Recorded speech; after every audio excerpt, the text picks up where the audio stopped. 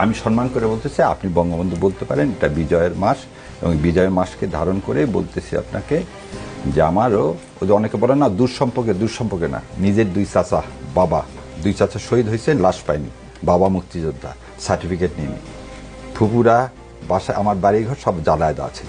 So এরপরে আর আমাকে বোধহয় বলতে হবে না তাই মুক্তিযুদ্ধের পরিবার সন্তান কিনা।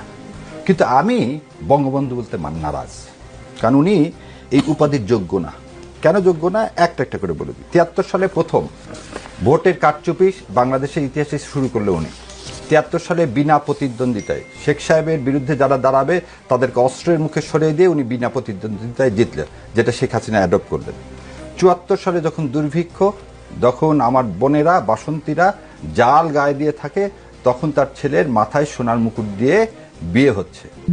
তার মন্ত্রীরা বিদেশি ইম্পোর্টেড হুইস্কি ছাড়া খেতে পারে না, সেজন্য তাদের নাম হয়ে গেল বোতল মন্ত্রী। 22,000 জাসদ কর্মীকে রক্ষী বাহিনী দ্বারা হত্যা করা হলো। সিরাজ শিকদার কোথায় এক বলে হত্যা করা হলো।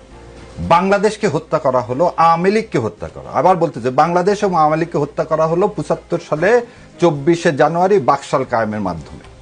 সেই লোক কোনোদিন বঙ্গবন্ধু হতে পারে না, কারণ সেই লোক এই দেশকে ইন্ডিয়ার হাতে তুলে দেওয়ার জন্যই পাকিস্তানের কাছ থেকে আমাদেরকে সরিয়ে ফেলে। সেই জন্যই আমাদের 36শে জুলাই আমরা সবসময় বলতেছি দ্বিতীয় স্বাধীনতা।